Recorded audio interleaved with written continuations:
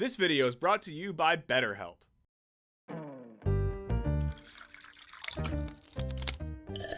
A couple of months ago, for a few oddly magical days, the most famous people on the planet were these guys.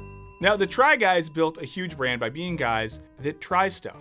But what made them both the internet's main character and the subject of an SNL sketch was the earth-shattering news that one of the guys cheated on his wife. And it's worth noting that he did cheat on his wife with someone who worked for him, which is not good. Now, as fans of Mad Men, we've long understood that men in power have a proclivity for adultery. And as people who exist in the real world, we know that relationships, and especially marriages, can be messy. So why did people lose their minds when one dude, who most of us had never heard of, cheated on his wife? What makes cheating such an intensely moral absolute?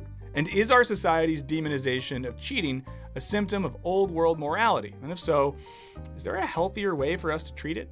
Let's find out in this Wisecrack Edition why we hate cheaters. Okay, before we go on, we want to thank this video sponsor, BetterHelp.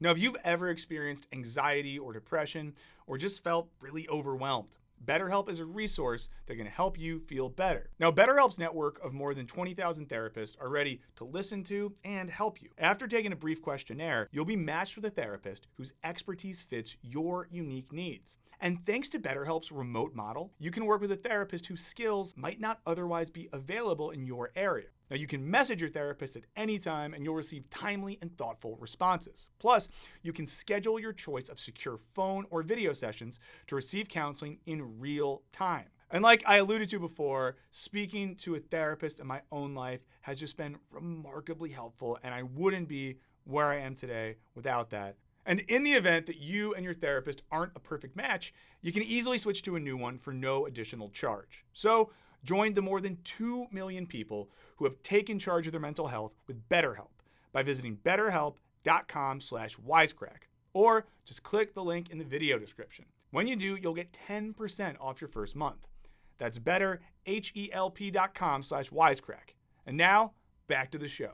It's interesting that extra relational affairs inspire so much pearl clutching, not least because they're incredibly common. Estimates suggest that around 25% of married men and 15% of married women have cheated. And experts believe that the stigma around cheating suppresses the number of people who self-report. At the same time, cheating is universally condemned, with most studies showing that 80% or more of people believe that it is always or almost always wrong for a married person to have sex with someone besides their spouse. These moral feelings have consequences for folks in the public eye, as Bill Clinton, Adam Levine of Maroon 5, and that Try Guy have learned. Now, let's be clear, of course, cheating is harmful to your partner in a number of ways. And these dudes f***ed up and should probably log some time out in the privacy of their own homes. But the public outrage rings a bit odd at a time when non-monogamy has become increasingly mainstream. Hinge added non-monogamous as a preset option. And one study found that 43% of millennials say that their ideal relationship would have some amount of non-monogamy. So if cheating is so common and monogamy is no longer the default, why are we shocked when a celebrity falls short? The GMA3 co-anchors are allegedly having an affair. We seem to reserve a special type of condemnation for people who cheat romantically or sexually, setting it apart from other wrongs, like cheating on your taxes, doing large-scale economic exploitation, or in the case of Dick Cheney, being the architect of 9/11. But why is that? From one vantage point, modern outrage about cheating is easy to explain. Cheating means lying to and violating the trust of one's partner. Then why don't you start telling your man the truth? And as we increasingly reckon with power imbalances surrounding gender or fame in relationships, lying and breaking trust are clear abuses of power. What's more, cheating in the public eye often means lying to an audience that probably has a strong parasocial relationship with the cheater. But of course, cheating scandals are nothing new, and our contemporary response to public examples of it seems to evoke a uniquely puritanical moral condemnation. And we can't talk about puritanical moral values without evoking the 19th century novel, The Scarlet Letter, in which the main character, Hester Prynne, is forced to wear the eponymous red A as punishment for having a child out of wedlock. And historically speaking, she may have gotten off pretty easy. As literary scholar Valentina Markasevich explains, long-term confinement in prisons was not common in the colonies until the late 18th century. As a result, early punishment for adulterers, like other moral criminals, ranged from extremes like execution to more common instances of whipping, or standing at the pillories, or standing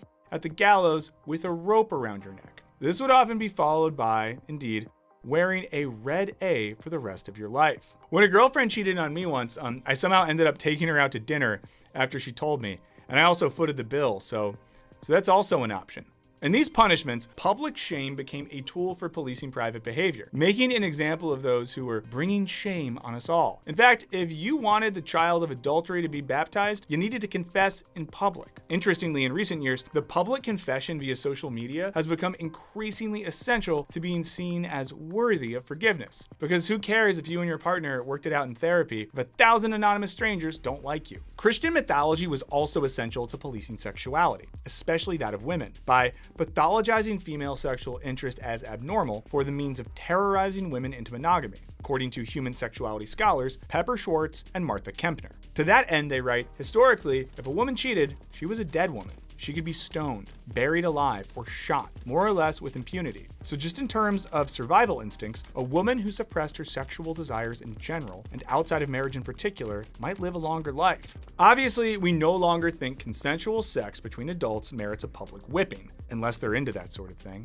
Instead, we just jump on social media to tell a stranger they deserve to die. But our moral attitudes towards cheating aren't always consistent. That's because these attitudes are social constructions, relative across time periods, cultures, and individual opinions. For example, in 18th century Europe, the era of enlightenment inspired greater acceptance of sexuality at large, including adultery, though it was generally only considered acceptable for men. For a more contemporary example, Pew Research found that only 47% of French survey respondents believe that married people having an affair is morally unacceptable. For some countries, this figure is well over 60%. One young man told researchers that in the subconscious of French people is an idea that everyone cheats. And even setting aside cross-historical or cross-cultural expectations, people frequently disagree about what constitutes cheating. There's long been a gray zone when it comes to emotional affairs, i.e. quasi-romantic extracurricular relationships that don't escalate into sexual activity. And recently, the term micro-cheating has been used to criticize romantic partners who like posts from Instagram models or slide into the DMs of contestants from Love Island. Let us know in the comments what else you think micro-cheating could mean. There's some options. I'm not going to say them. I want to see who gets there first. So, in the comments, what else could micro-cheating mean? Go. Still, we haven't answered the question. If cheating is so prominent, why is it still viewed in such black and white terms? One answer may be that the sexual revolution of the 1960s and 70s welcomed in a new understanding of sex, promising things like free love or high libido communist colonies where you bang your friend's wife, but it's like groovy and stuff. While this ethos opened the floodgates for sexual exploration, its vision wasn't fully realized. As a result, most of us are still largely working within institutions and traditions that predate it, like that of the monogamous marriage and the influence of traditional religion. For much of American history, sex was seen as taboo, private, scarce, and in need of protection.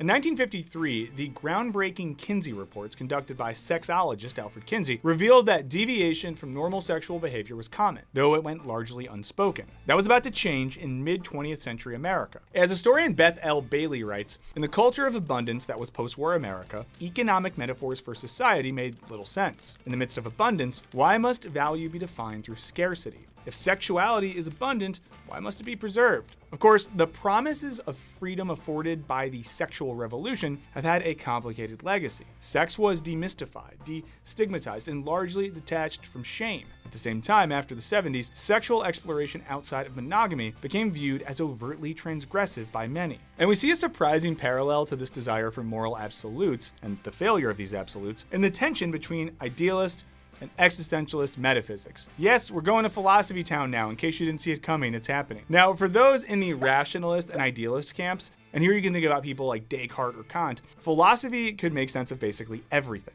And for Kant especially, morality became an exact science, like physics, i.e., in every case, it's always wrong to cheat on your partner is as logically consistent as the laws of gravity. But starting in the 19th century, philosophers like Kierkegaard and Nietzsche noted the almost ironic inconsistencies that emerged when people tried to treat human morality like some exact science. For Kierkegaard, this means that we have to accept a certain level of unknowability and know that being ethical has to do with making subjective decisions and navigating the accompanying uncertainty. And this is why Kierkegaard talks about faith so much, because we can't just know everything in ethical and moral terms. so we have to make decisions and have faith that we're doing the right thing. And following this parallel, it seems like a shocking number of us want to basically be Kantian in our sexual ethics, which means that we want there to be fixed, absolute moral laws about who gets to sleep with who and when. Because monogamy, and especially marriage, is something to be valued, and violating the bonds that keep those intact is thus very, very wrong. But what if the existentialists were right, and there is something unknowable about human morality? What if our attempts to box the complexities of human desire into right and wrong negate something essential about our lived realities? Semantics can help us further make sense of this. As writer Casper Salmon explains, it's funny to think that in the English language, sexual infidelity is referred to by the same word as generally used in games of sport, that is, to behave in a dishonest way in order to gain an advantage. Salmon contrasts that to the French word for affairs, tromper, i.e. to wrong someone. He argues that perhaps that gives a better sense of the potential harm done to a loved one in breaking a vow than the idea of somehow bending the laws by which everybody else plays in order to gain something illicitly. This semantic distinction makes sense because cheating in relationships happens for all sorts of reasons, and generally not for the same reasons you cheat at sports. Dan Savage, author of sex advice column Savage Love, argues, it would be great if everyone who felt compelled to cheat could either negotiate an open relationship or end the one they're in now, but sometimes cheating is the least worst option. He describes reading letters from men and women trapped in sexless or loveless marriages who are economically dependent on their spouse, or vice versa. He cites an example of a woman with 2 children with special needs who exited the workforce 15 years ago and financially depends on her husband. However, said husband essentially ended their sexual relations 5 years into the marriage, but refuses to be non-monogamous. Savage asks, what would you advise this woman to do? I would advise her to do what she needs to do to stay married and stay sane. But hey, you're probably all sex therapists too, so let us know in the comments what you would advise this woman to do in case she's trolling YouTube to get more advice than the advice she got from professional sex columnist Dan Savage. Psychotherapist Esther Perel, author of Mating in Captivity, adds that combining marriage and eroticism is not as automatic or as easy as some imagine, even going so far as to call married life an aphrodisiac, meaning it's the opposite of chocolate and oysters. She cites the difficulty of balancing communication and transparency with pure eroticism. And contrary to what many might assume, Perel has found that couples who are monogamish actually tend to maintain higher levels of loyalty and honesty than their monogamous counterparts. We did a whole video on polyamory before, so you can check that out if you want. I'm sure there'll be a link here, there, up here, in your house, I don't know.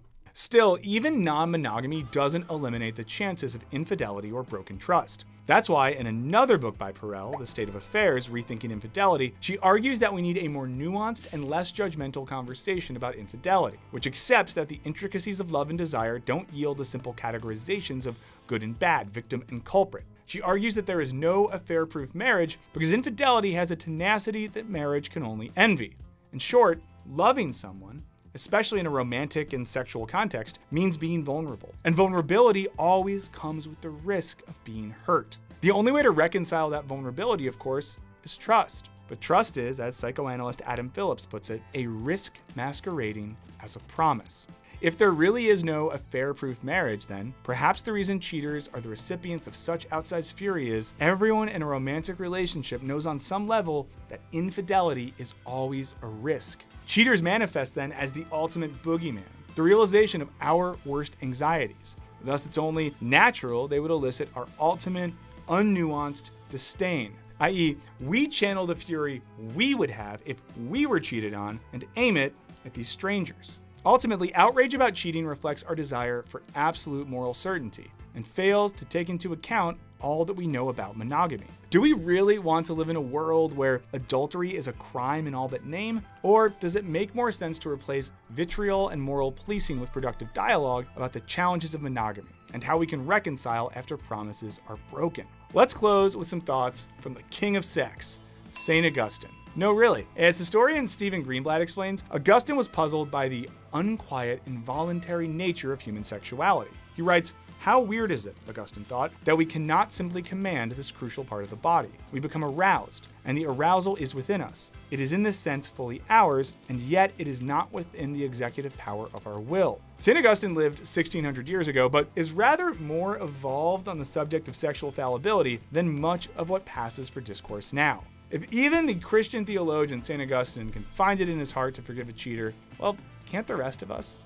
Let us know what you think in the comments. And if you want a faithful relationship, join our Patreon where you can faithfully relate to us and all the friends you'll make on our Discord. I know that was a stretch, but I gotta try to do this every time, so check the link in the description. Thanks as always so much to all of you for watching our channel, for taking the time to like, to subscribe, to comment, to share the videos. It means so much to us, but most importantly, thank you for hanging out, and I'll catch you later.